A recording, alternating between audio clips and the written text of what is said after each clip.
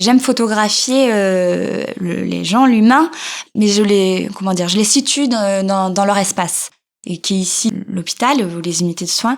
Et donc le contexte même épuré, il fait partie de l'image. Enfin, en somme, c'est comme si je photographie tout autant les lieux que les êtres qui les habitent. C'est un peu comme si j'allais chercher une respiration dans le cadre spatial. Et je crois en fait que c'est peut-être ici que se situe mon exigence documentaire dans la quête esthétique.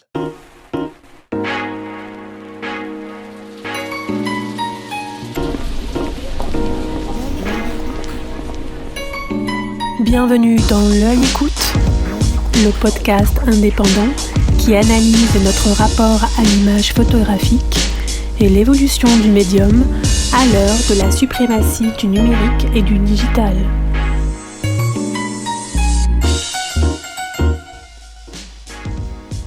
Comment une commande de presse s'est-elle transformée en un projet documentaire approfondi sur la santé mentale des adolescents ?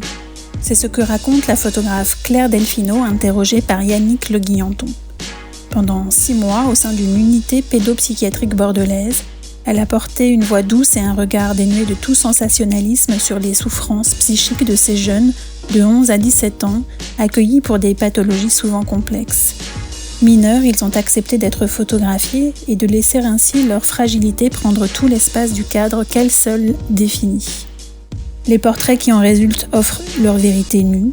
Pour ces adolescents, il s'agit sans doute, le temps de quelques secondes, de se laisser aller à sortir du huis clos ou de la bulle offerte par ces lieux qui sont à la fois des lieux de détresse et de soins.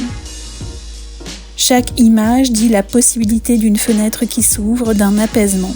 Mais elle nous confronte surtout à l'enjeu crucial pour notre société post-Covid de mieux appréhender la santé mentale de nos enfants et adolescents. Avant de laisser la parole à Claire Delfino, rappelons que cette série a intégré la commande photographique de la BNF intitulée « Radioscopie de la France, regard sur un pays traversé par la crise ». Bonjour Claire Delfino. Bonjour Yannick. Merci d'avoir répondu à cette invitation de L'Œil Écoute. Claire, vous êtes photojournaliste, vous menez par ailleurs un travail d'auteur dont on a pu voir un aperçu tout récemment avec Face cachée d'une jeunesse tourmentée, sélectionné dans le cadre de la grande commande publique de la BNF. Alors pour cette série, vous avez suivi des adolescents et des soignants pendant 6 mois dans une unité de soins fermée du côté de Bordeaux. On sait que c'est toujours difficile de photographier des mineurs, d'autant plus, on l'imagine, dans ce contexte. Comment êtes-vous arrivé là-bas et qu'est-ce qui vous a amené à proposer ce sujet à la grande commande ? Alors, tout d'abord, travailler sur la question du soin psychique, c'est pas quelque chose que je suis allée chercher, c'est venu à moi. Et mon premier reportage résulte d'une commande de presse à l'initiative de la journaliste Mariana Grépinet, qui a proposé ce sujet à la rédaction de Paris Match. Nous sommes partis toutes les deux en reportage en 2019 pour le magazine. On a passé une quinzaine de jours sur place. Donc voilà, donc c'est une commande de presse et ce premier travail que j'ai appelé Upsilon ensuite, donc j'ai dégagé une série plus documentaire, faisait écho à mes thématiques de travail sur l'enfance et l'adolescence.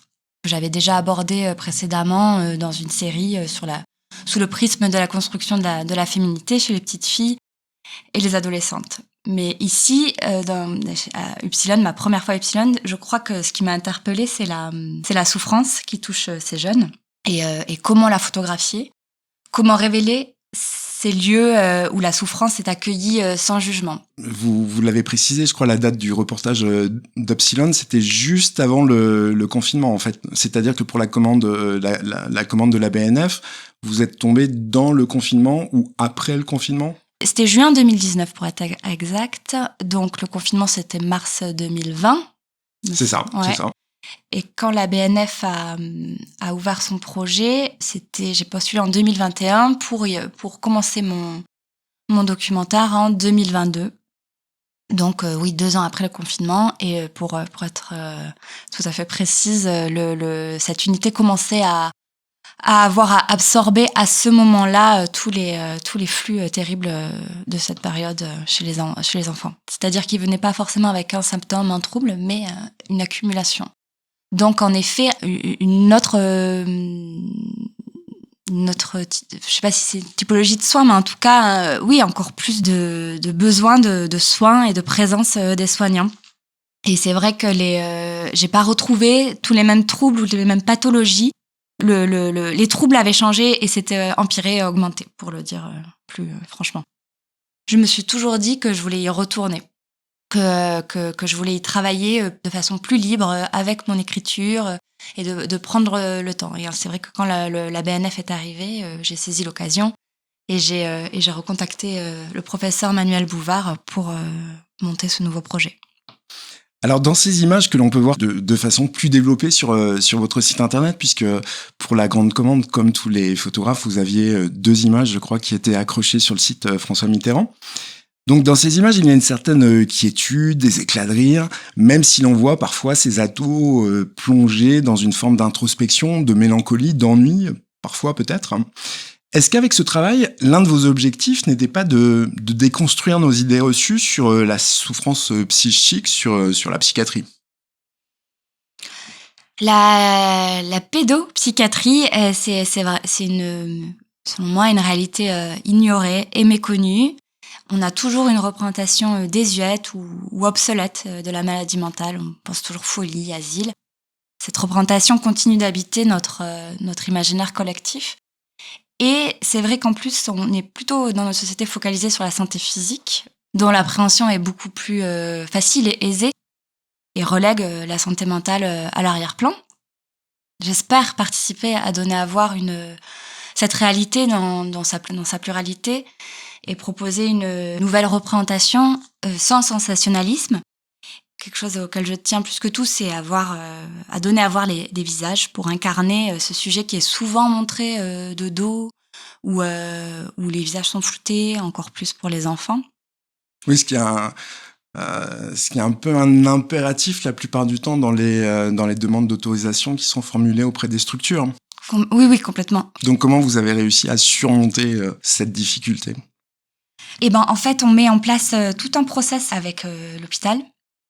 Parce que c'est vrai que j'arrive avec cette demande très précise et l'hôpital, c'est lui qui donne le sésame d'entrée.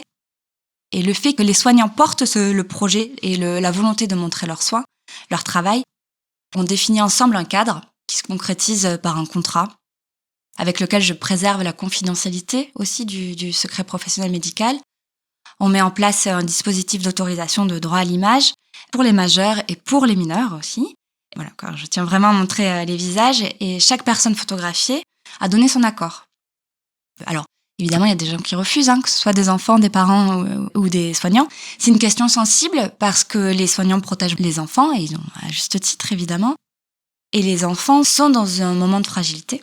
Donc, c'est vrai qu'on se pose la question avec les soignants de ce consentement. Oui, ils sont mal, ils disent oui à un moment, ils peuvent vouloir avoir dire non. Bon, là se pose aussi la question d'une forme d'engagement. Évidemment que si ça pose problème dans le futur, la rétractation est possible.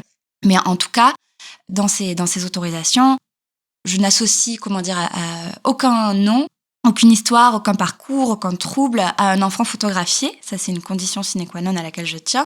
Seulement l'âge est rapporté et le prénom s'il le souhaite. On peut changer aussi les prénoms. Et il y a un vrai accompagnement des soignants et de moi, et ça dépend les situations, dans la compréhension de l'autorisation, parce que c'est vrai que c'est des termes juridiques très lourds. Et dans ce moment de fragilité, c'est important que tout soit clarifié. D'ailleurs, j'ai vu une petite introduction, évidemment, à la série, mais par rapport à la pratique documentaire, parfois il y a beaucoup de textes sous les images. Là, pour le coup, on le voit pas. Oui, c'est vrai que j'aime pas trop. Dans mon travail d'auteur documentaire, j'aime moins mettre des légendes. Je veux laisser la place à l'image, en fait, et ne pas en dire trop. Ou alors, ça reste assez descriptif. Je tiens à l'âge, en fait, parce que je parle d'enfants et d'adolescents. Je tiens à l'âge et à un prénom pour singulariser. Mais je préfère, donner la place à l'image et l'interprétation. Ouais. Alors, dans ces structures fermées, vous parliez du cadre tout à l'heure. Il est défini par des règles. Vos images, elles permettent de faire connaître, de faire sortir de leur cadre d'origine, de donner à voir l'invisible de ce huis clos.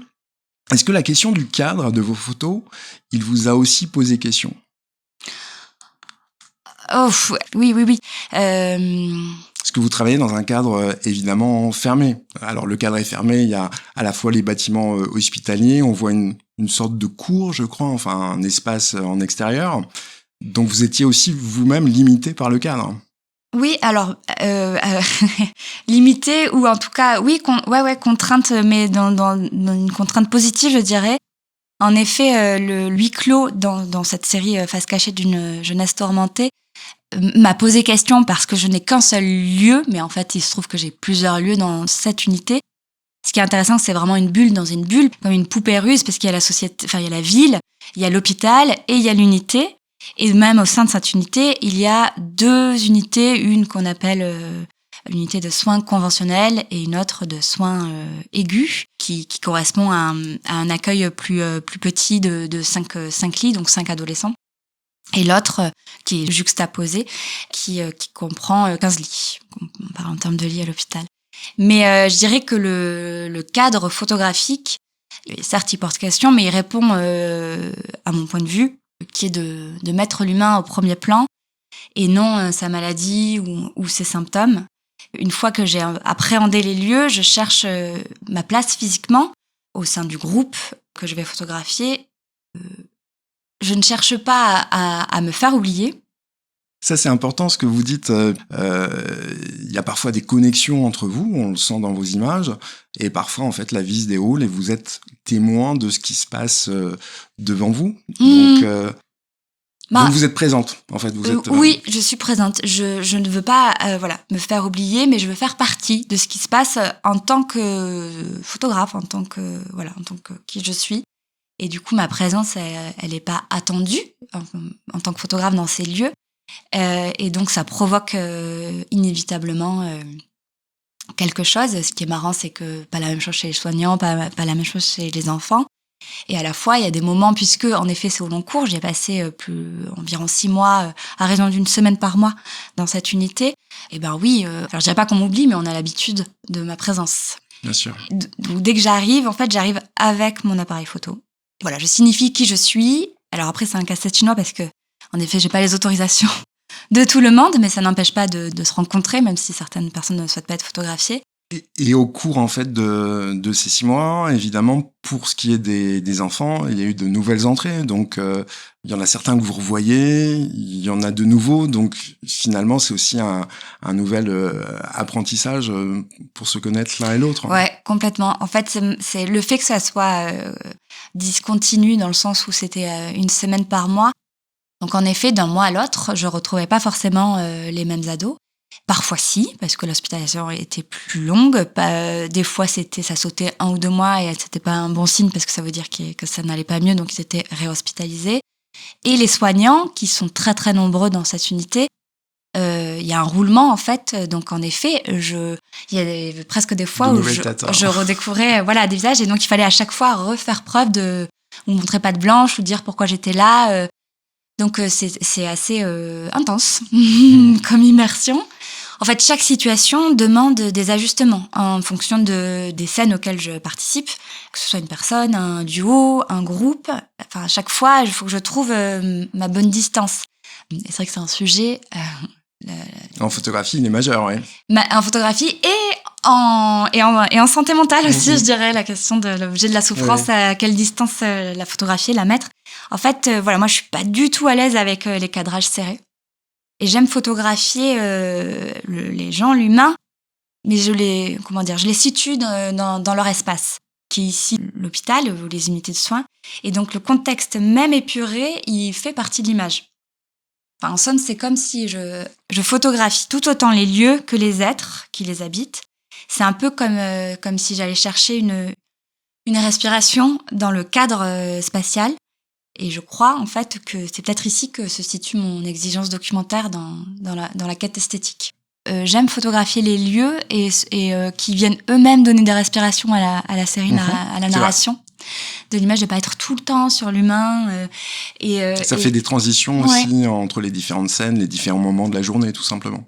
Oui. Et ça dit aussi une question qui m'a pas quittée, c'est que ces lieux sont chargés d'accueillir, enfin, en plus des soignants évidemment, mais cette souffrance en fait, sans jugement. Et je trouve ça primordial de les faire exister aussi dans la série. Alors, toujours dans le domaine du soin, sur votre site internet, on peut découvrir Urgence, une série qui semble prise sur le vif, cette fois, réalisée dans un service hospitalier en région parisienne. Ce travail, pour le coup, il est plus journalistique. En fait, pour resituer un peu Urgence, il s'agit d'une commande pour le média en ligne Les Jours, qui est un média d'actualité indépendant et qui mène des enquêtes au long cours et qui fait une belle place à la photographie. Et c'est marrant parce que juste après être allée à Bordeaux, ma première fois en 2019, quelques semaines après, ce média me confie le reportage de documenter le service d'urgence de l'hôpital de La Fontaine à Saint-Denis, alors en grève. Et certes, l'écriture est différente, mais certaines conditions de prise de vue sont proches de ma façon de travailler, puisque vous l'avez cité, c'est le long cours. Là, j'y suis allée régulièrement pendant 2 mois. Donc là, pour un travail journalistique, c'est quand même un temps assez développé, malgré tout. Ouais, c'est un luxe. Ouais, c'est assez luxueux, ouais. Oui. Et en fait, ce média, il publie des épisodes avec des thématiques qui étaient établies avec la rédaction et notamment la journaliste Camille Polony. Donc, quand j'allais faire des images, j'avais ce thème en tête et je cherchais la manière dont il se traduisait dans cet hôpital et voilà, ces multiples formes. Donc, chaque thème oriente quelque part, bien entendu, le choix de mes prises de vue et de mon editing. Mais on retrouve tout de même un regard ou une manière de regarder, peut-être une façon de cadrer et la Bien distance, sûr, on y revient. Regard, ouais. Voilà. Mais j'ai moins le temps de travailler mes propres critères esthétiques qui sont libérés de la commande. Là, il y a des images à livrer. Je dois aussi penser aux besoins et aux contraintes de la maquette.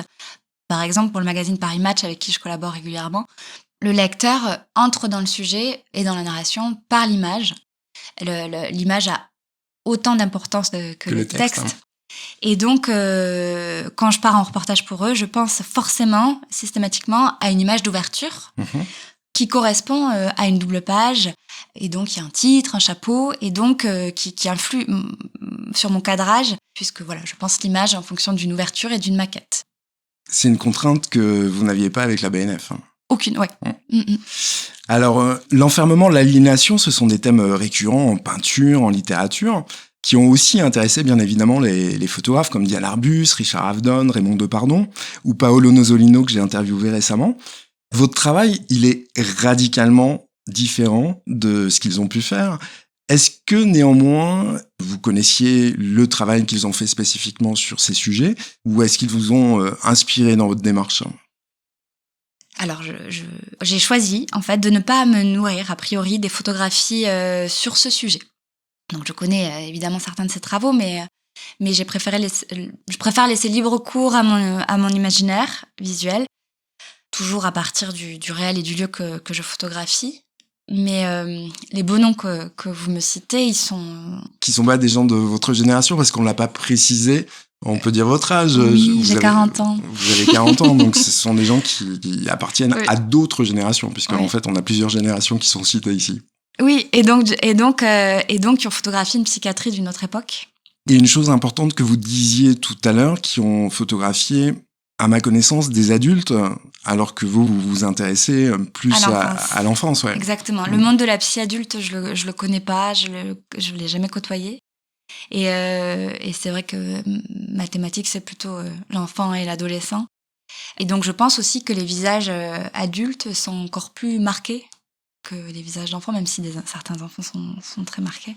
Honnêtement, c'est une question que je ne me suis pas posée sur l'adulte. En tout cas, je pense que ça sera encore plus difficile de travailler à représenter les visages. Mais bon, je me fais peut-être une idée parce que voilà, j'ai jamais mis les pieds dans une unité d'adulte. Et voilà, vous n'avez jamais mis les pieds dans une unité d'adulte, mais néanmoins, vous avez découvert, pas ce qui est lié aux soins peut-être spécifiquement psychiatriques, mais à l'hôpital de Saint-Denis, dont vous nous avez parlé. Oui. Qui est une série, effectivement, quand je disais radicalement différente, puisque l'intention n'est pas la même, néanmoins, elle est quand même plus trash, puisqu'on voit des situations de prise en charge immédiate. Oui, c'est un lieu qui est terrible à plusieurs niveaux, parce que les soignants sont dans un manque de moyens plus qu'important. Le territoire est démuni de médecins généralistes, donc les gens arrivent en masse aux urgences. Et là, ce qui, moi, m'intéresse plus, c'est les soins psychiques. Ouais. Et donc, pour les références, donc voilà, vous m'avez cité les beaux noms, c'est le Carbus, voilà, Avdon, dont j'apprécie énormément le travail. Et qui travaillent en noir et blanc, tous. En plus, ouais. Voilà, vraiment une autre époque. J'allais dire de la psychiatrie, mais aussi de la photographie. Donc, tout à fait, ouais. Est-ce que vous avez d'autres noms ou d'autres... Oui, en fait, déjà, je pense que je me nourris de livres, en fait, aussi, de romans, d'essais, de films, documentaires, fiction. Comment ne pas se référer aux réflexions décisives de Foucault, de Guattari, Tosquelles. Et Deligny aussi m'inspire beaucoup. Mais en photographie, je ne pense pas que je vais chercher l'inspiration dans les sujets psy. Mais par exemple, un travail que j'aime beaucoup, une photographe que j'aime beaucoup, c'est Rineko Dijkstra, qui a photographié des adolescents sur la plage de façon très frontale à la chambre. Bon, c'est un dispositif qui est très différent du mien, si je peux me comparer à elle, mais je suis sensible au fait que son travail révèle les fragilités de l'être humain. Oui, c'est ce qui vous touche le plus, certainement. Les failles. Alors, ces structures de soins, elles ont tendance à s'éloigner symboliquement et géographiquement du cœur des villes, comme les abattoirs, les usines, les prisons, les cimetières. Avec votre nouveau projet qui s'intitule l'Archipel du soin, vous accompagnez une démarche qui ramène le soin au cœur de la cité. Est-ce que vous pouvez nous en dire quelques mots ? C'est un work in progress, pour le coup. Ouais, avec plaisir, ouais. À la suite de Bordeaux, de la face cachée d'une jeunesse tourmentée, il y a une équipe de soignants de l'intersecteur de l'hôpital Roger-Prévôt qui m'ont demandé de photographier leur travail à l'occasion de l'anniversaire du service. En région parisienne. Dans le 92, dans les Hauts-de-Seine. Donc, il y a Asnières, Gennevilliers, Clichy, Levallois et Villeneuve-la-Garenne. Et en fait, dans les années 70, sur l'ensemble du territoire français, se sont développées des structures de soins sous forme de secteurs découpés géographiquement. Donc, ce pôle pédopsychiatrique se compose de 10 unités qui accueillent des nourrissons, des enfants et des adolescents dans un soin qu'on dit ambulatoire et qui s'inscrit dans la cité, dans la ville et dans la vie quotidienne des patients, avec des approches thérapeutiques multiples, comme des îlots, qui ont inspiré ce titre Archipel du soin. Logiquement. Voilà, et là, sauf qu'il y a une palette d'âge beaucoup plus importante qu'à Upsilon, où ils sont de 11 à 17 ans. Là, c'est de nourrissons à 18 D'accord. ans. Il y a une prise en charge, il y a une prise en charge pédopsychiatrique de vraiment tout petit. Ouais. Ouais. Dès la naissance, et même des fois, c'est des mamans qui sont accompagnées le temps de la grossesse. Je pense que c'est le plus méconnu. La petite enfance en pédopsie. Et même moi-même, je la découvre dans ce nouveau travail. Et c'est vrai que, à la différence de Bordeaux, où je photographiais le temps de soins pendant l'hospitalisation, qui sont eux-mêmes dans un parcours de soins. Ils sont pas, ils n'arrivent pas là et après ils ressortent dans leur quotidien comme si de rien n'était. Oui, il y a un suivi et même avant, il peut y avoir un passé en fait. Voilà. Là, voilà, c'est dans cette continuité sur la santé mentale que je continue avec ce projet Archipel du soin. Et là, je suis vraiment, comme vous l'avez dit, c'est un work in progress. Il me reste encore 2 mois de prise de vue. Et je construis une série comme un deuxième volet sur le soin psychique et l'enfance. Alors, j'ai vu pour ce sujet que vous bénéficiez du tutorat des filles de la photo. En quoi ça consiste exactement ? Alors d'abord, les filles de la photo, c'est une association de femmes professionnelles de l'image. Ça a pour vocation de créer un réseau de professionnels de la photographie qui ne sont pas photographes, mais qui s'engagent de diverses manières au service de la création contemporaine.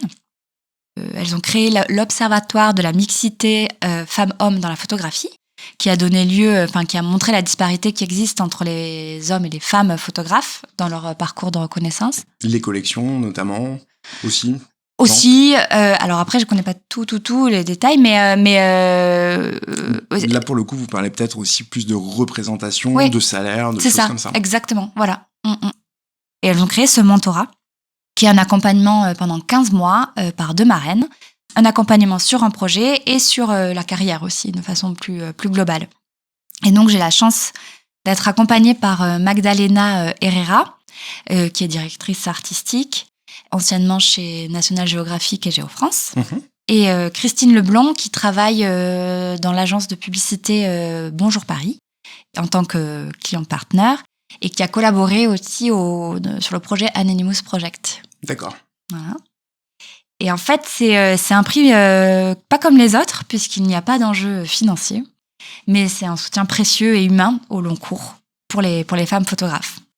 Donc là, on est au tout début de l'aventure et on est déjà au travail avec mes 2 marraines. Nous, on se retrouve autour de mes images, mais on cherche aussi, à développer ensemble la manière la plus juste, appropriée pour donner à voir ce travail et le faire vivre.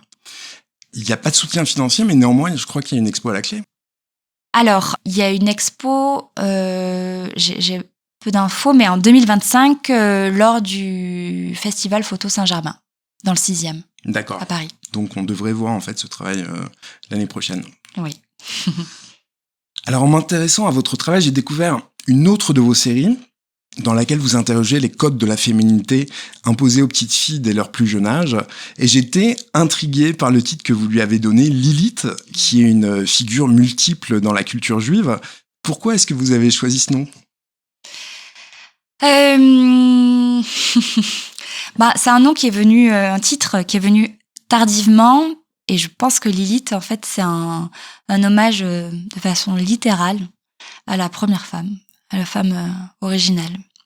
Et pour expliquer un peu ce travail, Lilith, c'est vraiment un medley de mes premiers travaux. Et d'ailleurs, en fait, c'est la première femme et à la fois, c'est l'un de vos premiers boulots en tant qu'auteur. Oui, exactement. Et où j'ai beaucoup cherché. Et en fait, j'ai travaillé sur cette question de la représentation de la féminité chez les petites filles et les adolescentes autour des figures de la princesse et de la Lolita. Et c'est comme une exploration photographique des moments et de lieux très différents, comme des concours de beauté pour les petites filles, une colonie de vacances, des anniversaires privés, des soirées de quinceañera. Et j'ai décidé de rassembler tous ces fragments qui questionnent l'identité féminine et aussi en partant du constat que le diktat de l'apparence et des codes de la féminité touchent de plus en plus tôt les enfants et les jeunes filles. Et comment expliquez-vous en fait que ce type de sujet sur l'enfance, sur le soin, vous tiennent tant à cœur ? Là, j'allais dire qu'on peut voir les prémices de mon écriture et de mon intérêt sur l'enfance. C'est une très bonne question là qui mérite un peu plus de réflexion spontanément. Peut-être, et ça revient aussi à une première série, c'est je pense qu'enfant, on est débarrassé de maîtrise de soi. Je sais pas comment dire. Je crois que c'est quelque chose que je trouve très beau quand on essaye de... On est moins formaté, on est moins soumis à des codes. Ouais. On est plus libre. On est plus libre, ouais. Voilà. Je pense que c'est ça qui me... On est moins sujet aux codes. Enfin bon, sur la féminité, pas tellement, mais voilà, ouais, je crois que c'est ça. En même temps, dans le sujet, c'est une forme d'apprentissage des codes, ce que vous présentez dans Lilith. Donc, c'est aussi le basculement entre la liberté et une forme d'aliénation aussi par des codes. Oui. J'aimerais qu'on parle d'une autre série dans un autre genre, avec une approche scientifique cette fois. Vous révélez les micro-organismes qui sont présents dans l'eau à l'aide d'un microscope et vous réalisez ensuite des tirages selon des techniques anciennes, l'anthotype et le cyanotype. Le titre polysémique de ce travail, Être à la dérive, il pourrait être celui d'un de vos sujets sur le soin. Est-ce que vous avez envisagé des connexions entre ces différents sujets qui semblent pourtant n'avoir aucune relation l'un avec l'autre ? Alors, en effet, c'est un travail qui est un pas de côté dans ma pratique habituelle, mais en même temps qui fait écho à mon travail documentaire, puisqu'il y a cette volonté de donner à voir l'invisible. L'invisible. Vous l'avez dit. Et j'avais envie, même besoin d'un rapport plus charnel, d'un contact plus manuel avec la photographie. Et donc, ce projet de révéler le phytoplancton, qui sont des microalgues à qui l'on doit une respiration sur 2. Alors, et invisible à l'œil nu, ouais. En termes de... Pour que les gens se représentent un peu de quoi il s'agit, ils pourront aller voir bien sûr sur votre site, mais on a l'impression que ce sont de toutes petites plantes. Enfin, on sait que ce sont de microalgues, donc on les imagine toutes petites, mais qui ressemblent à des figures végétales, qui ont des architectures incroyables, qui peuvent même sortir de la science-fiction. C'est vrai que du design. Ouais. Je vois votre clin d'œil sur ma formation d'art appliqué, mais oui. Je sais pas comment les décrire parce qu'il y a une infinité, en fait. C'est presque un boulot sur l'infini. Oui, puisque vous retrouvez à chaque fois vous faites une image avec ce microscope, vous trouvez des formes différentes. Oui, exactement. Après, il y a des familles et encore, je pense que, si je me souviens bien, mais il y a au moins 70% qui sont encore méconnus des scientifiques. Pour ce projet, donc, je suis allée à la rencontre de spécialistes de biologie marine qui m'ont initiée à la microscopie électronique.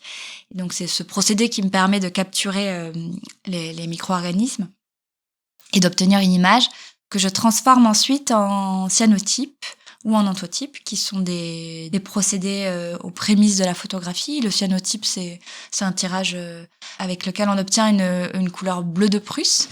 Et l'anthotype... Ce qu'on voit sur votre site. Oui. Et l'anthotype, qui est encore vraiment en cours d'expérimentation, c'est un tirage à base de la matière photosynthétique des végétaux. Et en fait, donc à partir de cette image électronique, je vais vers le cyanotype et l'anthotype, et de manière régressive, une image issue de la haute technologie se transforme en procédé ancien monochrome.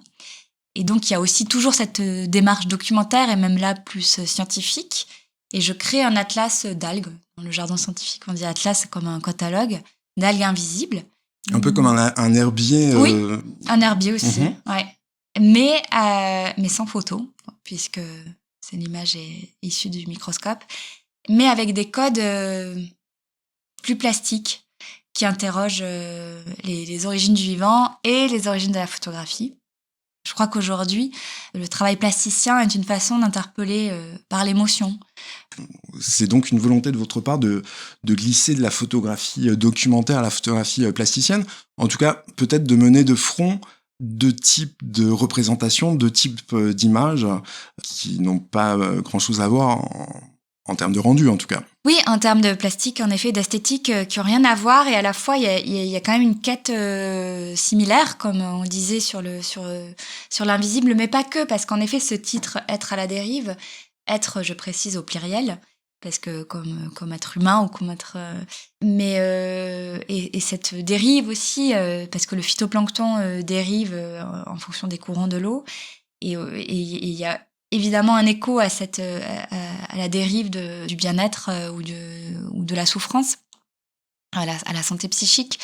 C'est marrant parce qu'ils sont nés de façon concomitante, ces deux projets. Ils sont explorés de façon très différente en termes d'écriture photographique.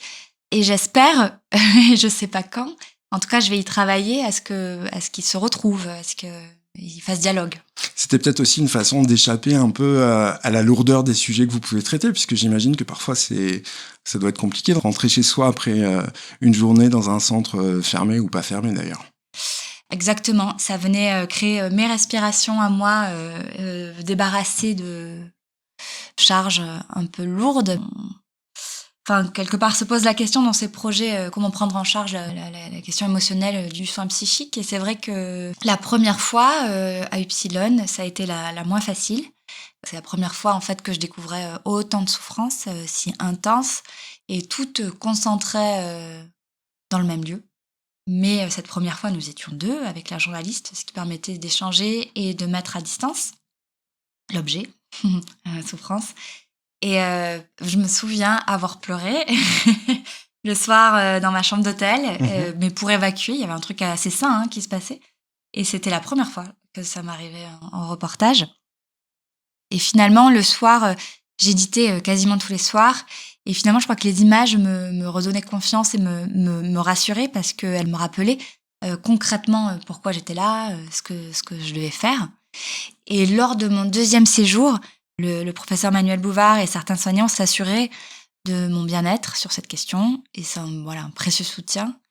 Car en fait, eux seuls, les soignants, ont l'expérience et la formation en fait pour travailler avec la souffrance des autres. Et pour en revenir à la charge du sujet, en fait, j'ai aussi trouvé une autre manière de me protéger, c'est de ne pas chercher à connaître toutes les histoires ou toute l'histoire d'un patient. Je me concentre sur les renseignements un peu factuels. Non, pas factuel. Oui, factuel et pas que, parce que le factuel aussi peut être très lourd. Mais j'ai une forme de quelque chose d'un peu indispensable pour appréhender et comprendre. Mais ce qui se passe à l'hôpital, ce qui se joue entre les soignants, les différents acteurs, et pour le dire en photographie. Mais voilà, je peux pas tout entendre, je pense. Et l'appareil photo sert aussi de filtre. Bien sûr. Et je m'aperçois que les moments où je photographie peu, comme les réunions de staff, les transmissions, où il y a beaucoup de paroles, et c'est à ces moments-là où je perçois plus intensément la détresse et la souffrance, en fait. Donc voilà, mais généralement, les soignants sont présents pour m'aider. Vous êtes aussi accompagnée. Voilà. Merci beaucoup Claire Delfino. Si on veut avoir un aperçu des images que vous réalisez, on peut aller faire un petit tour sur votre site clairedelfino.com, sur lequel on retrouvera également de très beaux portraits et une autre série dont on n'a pas eu le temps de parler qui s'intitule Belinda. Et on se donne donc rendez-vous l'an prochain pour voir sur pièce, on l'espère, l'archipel du soin dont vous nous avez parlé. Merci beaucoup. Avec grand plaisir et un grand merci à vous, et avec plaisir pour vous retrouver en 2025. Merci de votre écoute. Comme d'habitude, n'hésitez pas à laisser des étoiles et des commentaires sur vos plateformes préférées. Et on se retrouve très prochainement avec Guillaume Beaune qui viendra nous parler de Paradise Inc., un livre qui vient tout juste de paraître chez Emeria.